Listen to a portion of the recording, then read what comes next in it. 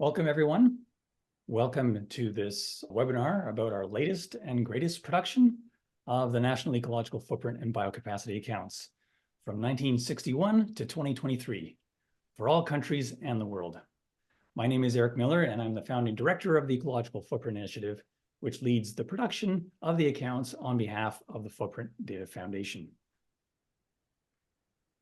Hi, everyone. My name is Perry Dworczyk, and I'm the senior data analyst with the Ecological Footprint Initiative at York University. Hi, everyone. My name is Kiana Lo, and I am the data analyst at the Ecological Footprint Initiative. And hi, my name is Brynhildur Davíðsdóttir, and I'm a professor of environment and natural resources at the University of Iceland, and I am the co-director of the International Ecological Footprint Learning Lab. So Perry and Kiana and I co-produced this set of accounts along with Elaine Howarth and Sandy Kazabowski-Houston. We are based at York University in Toronto, Canada. Our team feels that our work honors and respects York's Indigenous land acknowledgement, as stated on this slide before you, such that our work supports and can inform the peaceful sharing and caring for the Great Lakes region and indeed the whole planet. So in this webinar, we will present a sample of results from the new accounts of ecological footprint and biocapacity.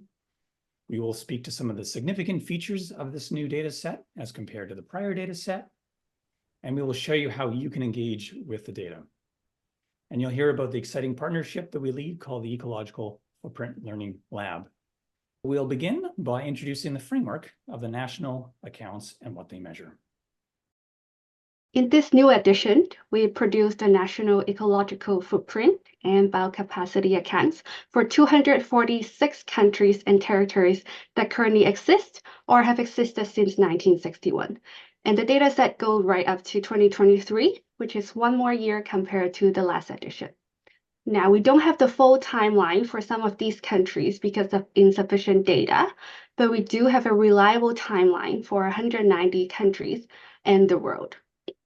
To generate these accounts, we get our data from a variety of reputable and official sources.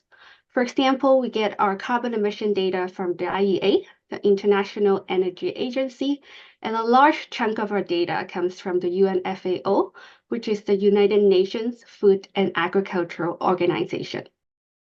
Let's take some time to discuss the conceptual framework of ecological footprint and biocapacity. So let's think about all of the goods and services that we consume in our lives, all of the food, the clothes, other products we buy, all the places where we live, work, and play, and then all of the carbon emissions that come from producing and consuming these goods and services. All of this production and consumption of renewable resources fits into the 6 different components of ecological footprint, and that's the area needed to sustain humanity. Fishing grounds is the area of marine and inland waters needed for human consumption of fish and other aquatic species. Built-up land is the area of land occupied by human-built infrastructure, such as houses, other buildings, roads, and urban green spaces. Cropland is the area needed to grow crops consumed by humans as food or fibers, and crops fed to animals and fish that are then consumed by humans. Grazing land is the area needed to feed livestock that's consumed by humans beyond the feed that's already supplied by the cropland component. Forest products is the area of land needed for the forest harvests to derive pulp and timber products. And forest carbon uptake is the area of forests needed to sequester anthropogenic carbon emissions beyond those that are already sequestered by the world's oceans. So now consider the other side of the metric, that is biocapacity. This is the area available to sustain the renewable resources to meet the demands of humanity. So ecological footprint and biocapacity are made up of comparable components, the only difference being that the forested land component on biocapacity has the dual purpose of measuring both the area that can supply products derived from pulp and timber and the area that can sequester carbon emissions. So the next question is, how is ecological footprint and biocapacity quantified? It's quantified using a metric called global hectares. This is a single spatial unit that is a hectare of land that provides a world average amount of biological regeneration each year. So using a single spatial unit allows for comparability between what we demand of the environment and what the lands and waters can supply, and also for comparisons between time and space. And another great thing about using this unit and this framework is that it can be applied at other scales. So today we're presenting the accounts at the national level and at the global level by summing together all the countries, but it can also be applied at other scales such as the community scale, regional and provincial scales, and more. So now that we've gone through the conceptual framework of ecological footprint and biocapacity, let's look at some data for this year. So this is the data for the 24th edition of the Ecological Footprint and Biocapacity Accounts for the world, summing together all the countries starting in 1961. And since we use global hectares, we can divide ecological footprint by biocapacity to understand if humanity has produced more than what the Earth's lands and waters can regenerate within that year. So if the results go above 1, then we have used more than what is available within that year. Similar to the results of the previous edition, you can see a decrease in the data for the year of 2020 due to the COVID-19 pandemic. But that isn't all. In the previous edition, methodological innovations were added to the accounts to be able to extend the data up to the current year. So for this edition, it goes up to the year 2023. And as you can see, there is quite a jump after the pandemic, more of a rebound than we had initially expected. So although 2023 was a record-breaking year of the highest ecological footprint and the highest temperatures felt around the world, we can use this as motivation for taking actions to be more sustainable and to reduce emissions. As you can see from the red line on the graph, humanity has been using more resources than what the Earth can regenerate within a year, and that's what we call global overshoot. And humanity has been an overshoot since around 1970. So now that we've looked at the global picture, let's turn it over to some national level data. So within this national aggregation of ecological footprint, we can, in our accounts, detail the ecological footprint of production and consumption for all countries on the planet. Here's a graph that's showing the average between 2021 and 2023 of the ecological footprint sized for all countries in relative terms to each other, relative to the size of this screen. So you can see that the ecological footprint of national consumption is the highest in China, the United States, and India, followed by Russia. This is perhaps not surprising considering that these countries collectively also represent a lot of population, obviously. Now, one of the nice things when analyzing this data through this accounting framework is that, of course, we are interested in not only the aggregate of ecological footprint, but also the ecological footprint on a per person basis. And so you'll be able to get full details about this through the detailed data that we'll introduce you to shortly. So about half of the world's ecological footprint relates to consumption that takes place in just a handful of countries. And we see this sort of clustering pattern as well when it comes to biocapacity. So this is an image of the biocapacity within national borders with the size of each of these components sized in relation, relatively speaking, to each other's capacity. We could see there are some similarities between countries where there's a lot of footprint of consumption, as with also high amounts of biocapacity, with some exceptions. One, of course, here you'll notice that Brazil has a lot of the biocapacity of the planet within its borders or boundaries. And then same thing here for Canada, having, relatively speaking, high amounts of biocapacity relative to its ecological footprint of consumption. Now, of course, the ecological footprint relates our consumption to areas of lands and waters, not only at home in the country in which we live and work and so on, but also abroad. And so through these accounts, we're able to relate the supply chains of food and materials and so on, moving around the globe between the countries as to where it starts from and where it is consumed. And so that's a really exciting feature of the accounts of what we produce. So for each country, we calculate the ecological footprint of the production that takes place inside that country inside a year. We also calculate ecological footprint with respect to all the imports into each country within that same time period of a year. We also calculate the ecological footprint embodied within the exports from that country to the rest of the world. And with the arithmetic of adding imports and subtracting exports, we end up with the ecological footprint of consumption. And so it's these components in our system of accounts, which is very useful for understanding relationships through space across this planet between where things might have been produced but not necessarily consumed. and to share some insights that from our latest edition of the accounts. This is a graph showing all countries on the x-axis ordered in relation to how their ecological footprint of production compares to the ecological footprint of action that took place within that country in that year. And so in this first version of this chart, we'll see these are all the countries that in 1961 in our system of national ecological footprint and biocapacity accounts. And so for each of these countries, they're ordered in relation to the ecological footprint of national consumption minus the ecological footprint of national production. As you could see, back in 1961, there are some countries that are at the tail ends of this distribution where their ecological footprint of production is quite different than the ecological footprint of consumption. And yet there's many more countries sort of in the middle where it's much more comparable.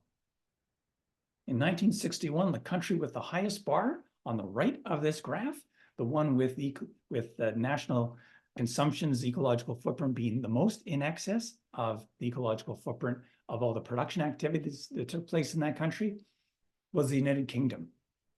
And the country on the furthest left of this graph, one with the most negative bar there in 1961, was Canada.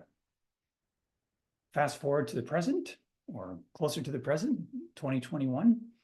This is what the distribution looks like. We could see that there's been a growth in that difference between the footprint of production and consumption in many countries in the world. And you'll see some of them sticking out quite a bit with respect to the sizes of their bars. And so what's relatively new in 2021 as compared to earlier in the timeline in 1961, for example, is that very tall bar at the end on the right of this graph, which is the excess of the ecological footprint of national consumption in China relative to the amount of national production measured in ecological footprint terms.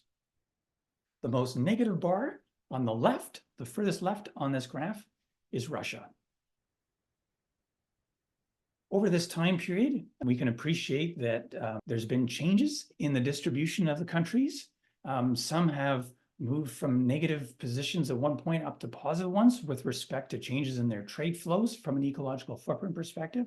And some other countries have stayed more or less in the same part of the graph as to where they were earlier on. And so two examples to show you at either end of the distribution that have stayed relatively constant over the years in terms of their ratios are Canada and the United Kingdom. So we thought we'd quickly share with you an example of the sort of system of metrics that you can derive from the system of accounts. So this is showing area and biocapacity and ecological footprint measured in those four ways or four components for Canada in 2021. Now, what's notable for Canada, as I mentioned before, is it's one of the countries where the ecological footprint of production is much in excess of the ecological footprint of consumption. And that is because the ecological footprint of all the exports from Canada to the rest of the world is twice as much as the ecological footprint of imports into Canada. Compare that to the United Kingdom. It's the opposite pattern, where in the United Kingdom, the ecological footprint embodied in imports is twice as high as embodied in the exports. So in the case of the United Kingdom, the ecological footprint of consumption that takes place within the United Kingdom is almost twice as much as the ecological footprint of all the production that took place in that country. Comparing these two graphs, you might notice that the ecological consumption is greater in Canada than in the United Kingdom on an absolute basis, because this is measured in absolute numbers of global hectares. And yet Canada has a smaller population than the United Kingdom. And so that, of course, tells the story, too, that on a per person basis, we on average in Canada have a much higher ecological footprint of consumption than in the United Kingdom, and then indeed much higher than most countries in the world. So this is a bit of a snapshot of what you can find in the data. The data is available for all countries, and we'll show you shortly as to how to get access to that data. One other final comment to make here is to impress upon you that these components of the bars on the bar graph, each one of these components is derived as a summation of the ecological footprint on a commodity-specific basis. or a sector's emission basis, etc. And so, for example, this slim blue line down here on fish, that's aggregating the results of the ecological footprint of consumption related to thousands of species of fish that are either caught or cultured in terms of aquaculture. Similarly, for crops, for the range of grazing animals that we include, the forest products, and then the details of emissions down to the sector and the specific source and so on. Now, we've been producing these accounts for several years, and we're very delighted to share with you some of the interesting features about this set of data as compared to the prior set of data. One of the significant features of this edition was a change in area, so a change in hectares for grazing land. And this was a result of a change in the data that we source from the United Nations Food and Agriculture Organization, specifically their resource stat data series. And so the land cover classification that's called temporary meadows and pastures, that's allocated towards grazing land in the accounts, had new data for 162 countries, where previously these countries did not have data for that land cover type. So most noticeably, this caused an increase in the area and then also the biocapacity for grazing land for those countries. But this also has other ripple effects due to methodological relationships between grazing land and cropland components. So these 162 countries also had a decrease in cropland area and cropland biocapacity. Besides the UN FAO resource stat, there are two other instances where changes in the source data led to changes in the ecological footprint in the timeline compared to previous editions. So for this new edition, the Global Carbon Budget has updated their ocean carbon uptake parameters for the full timeline. And as a result of that, compared to previous editions of their account, the ocean is now taking up more carbon in most of the years between 1961 to 2015, but taking up less carbon from 2016 onwards. So these updates led to changes in the carbon uptake component in their account. And in addition to that, there are also changes in the new UN ComTrade data, the data that we use to produce the trade portion in the carbon component. The updated ComTrade data has been expanded compared to previous editions. The commodity in the past were used to be in only one classification, but now they are in 4 classifications. It took us some time to incorporate these changes into our account, but also provided us more details to work with. These changes have affected the carbon embodied in trade in countries to varying degrees, depending on their trade relationships. Finally, one other item to speak to is that the new data that we've acquired in the last year allows for some comparisons with what we'd estimated a year ago in the prior edition. And that's been really exciting for us to evaluate for the first time how well we did in estimating the coverage there. Just to impress upon everyone that when we're sourcing the data to generate these accounts through the sources that were mentioned earlier, not surprisingly, the timeline of data is not going to go up to the last full year when we start producing these accounts. And so the timelines vary depending upon the data source, but nowadays, more or less, we found that most of the timelines of data that we were working with went up to around 2021 or so, some a little bit less, some more recently than that. And one of the great methodological innovations that we did in the last edition was to figure out ways of extending the timeline to generate a full set of accounts up to the most recent calendar year. And that's what we've continued in this edition. And this is the first edition where we can make a comparison over how well we estimated the data last time around for an additional year worth of source data from some of these sources. So we're going to mention some highlights of these comparisons, focusing on emissions, focusing on the carbon uptake component of the footprint accounts. So the world carbon emissions and its associated ecological footprint mostly reflects emissions from the burning of fossil fuels. And so in recent years, on a world basis, about 88% of the global hectares for that forest carbon uptake component come from emissions from burning fossil fuels. About 9% comes from fugitive emissions and other sources. On a world basis, there's no net world trade in electricity, although on a national basis, we do include traded electricity and the carbon embodied in the electricity that's traded, since electricity is not always generated with the same emissions intensity. For a world basis, it's 0%. For specific countries, it varies. We also include in our system of accounts the accounting for international transport emissions. And so we can allocate that to the world as a whole. And then what we do is we can also allocate it to individual countries based on how much trade supports consumption in the country based on its imports and so on. So within this context, then the component that is the most significant, therefore the most necessary to get right from our perspective of estimating emissions, is that first line in this table, which is fossil fuel emissions. So we'll speak to how we did in terms of estimating fossil fuel emissions. And it's the most significant and the most variable component. If you recall to a couple of slides back, you'll see that on that world timeline, the total ecological footprint has been variable over time, with the most variability being in that component as compared to, for example, the cropland component, forest products, etc. So the world total fossil fuel emissions are sourced exclusively from the International Energy Agency.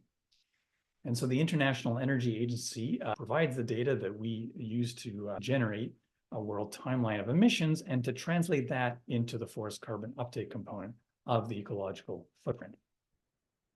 And so in the last edition, the world emissions data from the International Energy Agency only went up to the year 2020.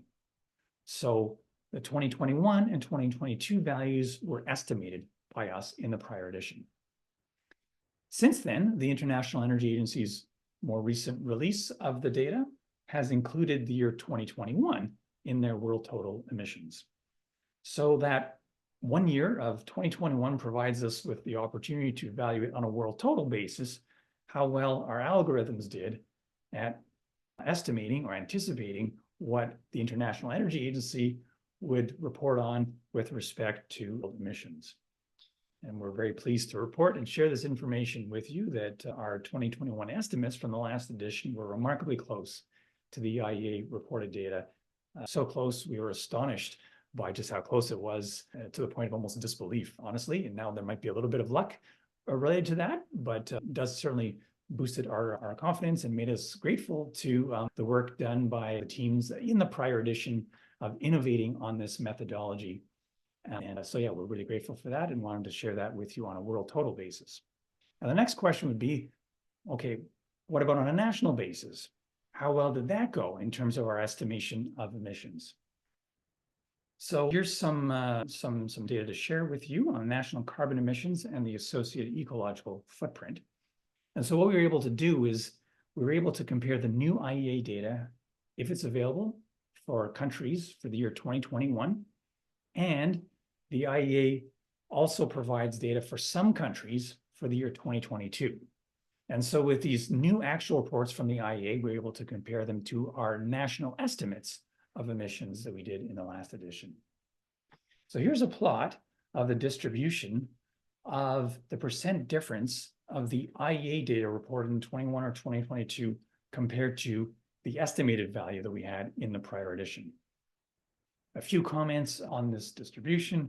One is that you'll see the distribution is somewhat symmetrical, meaning that our estimates where we are off from the new data, we're almost as likely to be overstating as in understating the emissions as compared to the more recent results. The most common percent difference was in that range of 0 to 5%, is in the middle point of that distribution.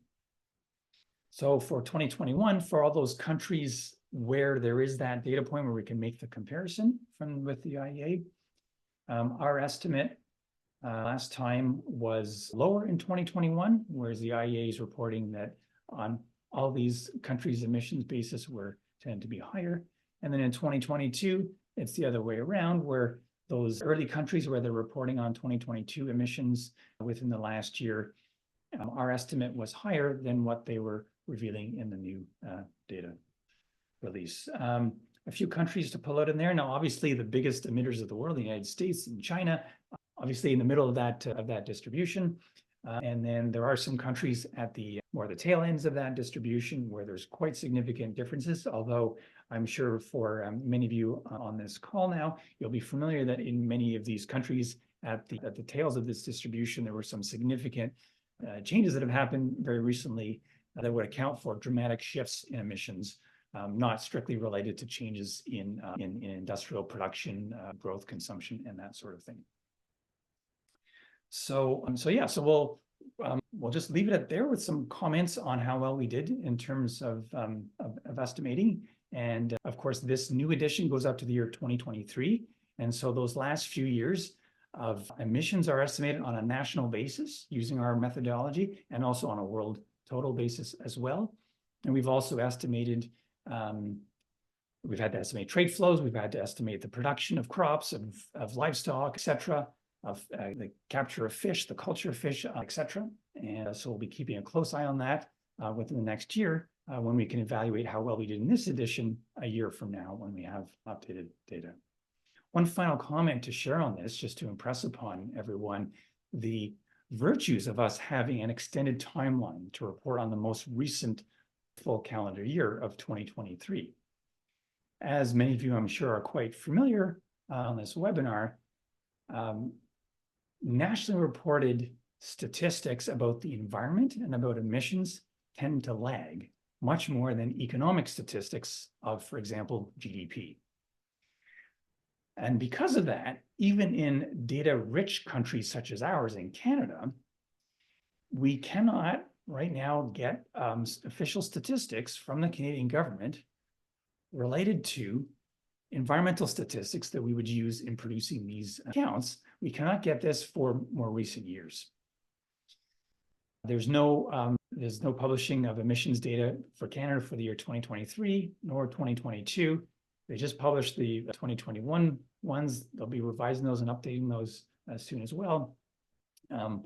We nevertheless thought it was really important to be able to include these estimates to provide everybody, and indeed all of humanity, with a better sense of environmental statistics and trends and so on, because of the urgency of paying attention to it and acting upon it, as you've seen already in this presentation, with record high ecological footprint, according to our estimate in 2023, and especially as the world's challenged to figure out pathways to get to net zero emissions by 2050, more or less, depending upon national targets. It's really important to have up-to-date environmental statistics, and we're incredibly proud to play a role in providing the world with these updated statistics. So we invite you to engage with the data with these changes in mind as compared to editions. If you're interested in seeing more of the data and interacting with it on your own time, there are a couple ways that you can do this. One is through our website, the Ecological Footprint Initiative website, specifically on the data tab. Anyone can download the data workbook, and that includes national and world ecological footprint and biocapacity data for the totals and as well as for the components. And this is accessible through the URL at the top, or previously on the QR code on the other screen. You can scan that to get to the website. And the data for this edition has already been posted, and it's accompanied with some release notes. So another way to engage with the data is through the data platform hosted by our partner, the Global Footprint Network. On this data dashboard, you can explore and filter through the data to see different countries' ecological footprint of consumption, as well as biocapacity. So now that we've looked at the new 2023 ecological footprint and biocapacity data, let's turn it over to Brynhildur from the University of Iceland to speak about the International Ecological Footprint Learning Lab Partnership. Absolutely. Thank you, Perry. And thank you, Eric, Perry, and Kiona for these fantastic insights into the new ecological footprint and biocapacity data.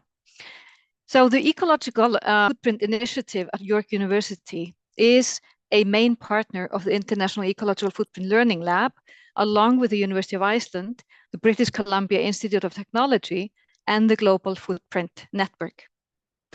The IFL partnership brings together dozens of academic and non-academic partners from around the world to support student training, research, and practice in ecological footprint and biocapacity. The partnership itself is funded through the Social Sciences and Humanities Research Council from the Canadian federal government. And we are currently in the first out of 7 years of this partnership grant. And during the 7 years, there will be over 70 graduate students, both master's and PhD students, and a handful of postdoctoral researchers trained on ecological footprint and biocapacity methodologies. And in the training program, graduate students at the partnering universities will take 3 courses, including one on informatics that teaches the essential coding skills to produce the national ecological footprint and biocapacity accounts. And after completing the courses, the students have the opportunity to produce an edition of the national accounts, just like Perry and Kiona have done. So this training program provides highly transferable skills in coding and data analytics to students with social science backgrounds in environmental studies. And as the partnership grows and more students are trained, there will be increased capacity for research. And the graduate students coming into the program will be able to participate in research projects with the Ecological Footprint Initiative and conduct their own research for their degrees. And the research agenda for the IFL partnership highlights 4 areas: community applications, national applications, responsive scaling, and metrics and modeling. We are very excited to be starting on this journey together with all the partners, students, and researchers in the grant. And we look forward to the research, training, and relationships yet to come. So over to you, Perry, again. Thank you. Thanks, Brynhildur. Thanks, Brynhildur, for the reflections on the partnership. And I'm very excited to be part of this partnership, and I can't wait to see it grow over the next 7 years. And we're also, in addition to this, we're also seeking additional partners for the partnership. So if you are affiliated with a research institution and you're looking for partnership opportunities, please reach out to us. That's our email on the top. So please reach out to us and we can set up some sort of meeting and discuss this more. And I'll also just add the partnership, as it grows, it allows us to ramp up research and more data production. So it builds upon the foundation of the Ecological Footprint Initiative and the Footprint Data Foundation. So I just want to end by saying thank you to everyone who is attending the launch of the 2024 edition of the National Ecological Footprint and Biocapacity Accounts. We appreciate your enthusiasm and interest in the data, and we are delighted that we can share this data with so many people from so many countries around the world.